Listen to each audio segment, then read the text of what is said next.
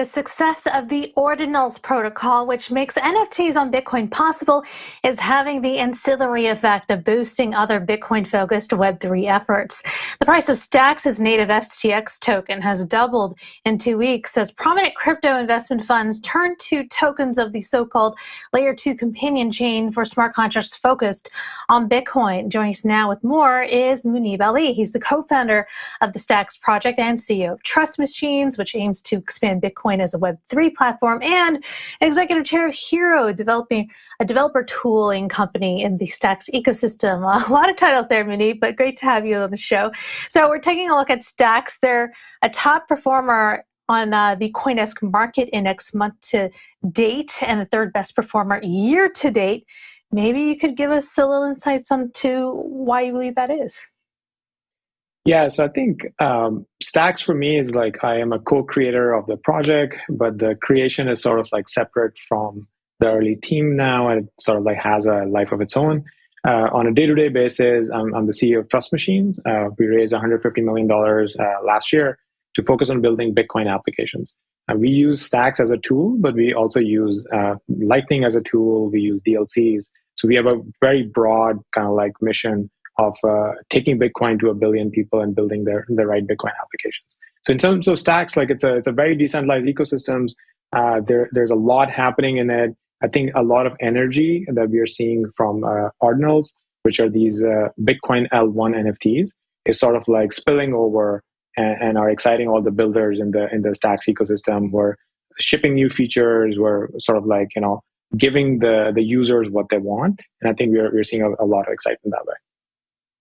What are your thoughts on the Ordinals? Why do you think the Ordinals have just caught folks' imagination so? And keeping in mind that it has been criticized for network congestion, bloating blocks, and increasing fees among Bitcoin maximalists, so at least those in the Bitcoin community who believe that Bitcoin should be more focused on as a payment system. Yeah, I think Ordinals, in my view, are one of the best things that could have happened to Bitcoin right now. They actually hit a lot of important challenges. One of them is the Bitcoin fee market. In the long term, let's say in the next 10 to 15 years, Bitcoin actually needs to develop a very robust fee market. And because the Coinbase rewards, which are the newly minted Bitcoin, they continue to go down at halving events every 4 years. So Ordinals is showing the world that the Bitcoin block space is the most precious block space out there in the world. There are people willing to pay money to use it. And I think that's a very, very healthy thing. I think the second and maybe equally more important thing that Ordinals is doing is sort of like reviving the culture of Bitcoin builders. Those who are already in Bitcoin, like myself or other developers, but also people who were maybe building in Bitcoin early on, but now they spend more time in Ethereum, Solana, somewhere else. And they're sort of like rediscovering the excitement for Bitcoin. They're coming back. They're saying, hey, this is interesting. NFTs right there on Bitcoin L1, where the images are stored directly on chain. I think a lot of people can see the value of it.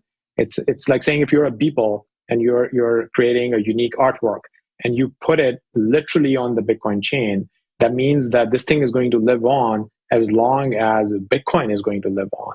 And I think that's beyond when we are alive, mm-hmm. or other people would even be here. So I think people just immediately see the value of using the most durable blockchain for these NFTs, and they're just the beginning, I think. Well, many of you tweeted that the growing popularity of Ordinals would bode well for Layer 2 systems. Here's your tweet. Ordinals on Bitcoin L1 are complementary to Bitcoin NFTs on L2s like Stacks. Ordinals have a natural limit on L1 scale, and L2s provide a clear scalability path. So how does Ordinals help L2s? Yeah, so I think I look at Ordinals as the use sort of like goes up. There's a natural limit to how many inscriptions can be made on Bitcoin L1. And I think it's a free market. So we'll see a free market solution, meaning that fees might rise based on demand. But you're not going to see a case where millions of these inscriptions are done on Bitcoin L1. It's just mathematically not possible. And I think that would have a spillover effect, which we have seen before. We've seen this story before in Ethereum.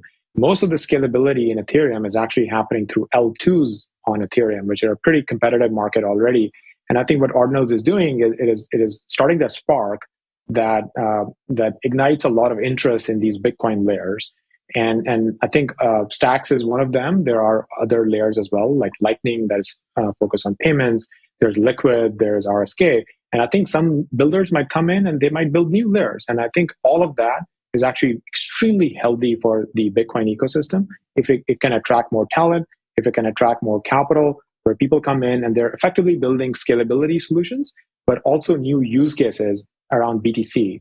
Like Bitcoin is the unit of economy in these Bitcoin layers. And I think all of that is like very, very, very healthy for Bitcoin.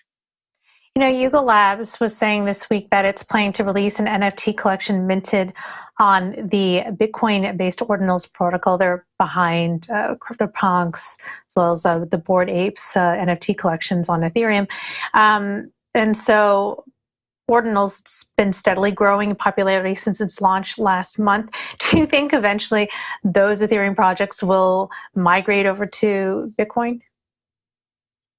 Yeah, so there is actually a long-standing thesis in the Bitcoin community, even in the early days. So I started in Bitcoin around 2013, and I vividly remember this thesis that said that any of the successful experiments in crypto would eventually make their way to Bitcoin. So Bitcoiners would look at a lot of the other chains as like kind of like experimental. And if something is really working, if you look at Silicon Valley, right, like many startups get started, the long tail of them are never successful, but there are some that make it really big. So the big successful experiments like stable coins, or now we're seeing with these NFTs, they will eventually come to Bitcoin. And I think Ordinals are sort of like a data point to that thesis. That look, this thesis is actually still at play, and the more valuable use cases will come to Bitcoin. And in terms of like scaling this on Bitcoin, I think there's a natural limitation, as I said, to how many of these inscriptions can be made on L1. So what would naturally happen is that more of the high value NFTs, more like the luxury version of the NFTs, would live directly on Bitcoin L1. And the long tail, like if you're going to millions of users, if you really want to do a really big drop, I think those things would very naturally end up on Bitcoin layers. And over there, I do think the Bitcoin layers might enable a lot of the trading activity as well. One thing we should remind ourselves is Ordinals are really new, like barely 2 months old.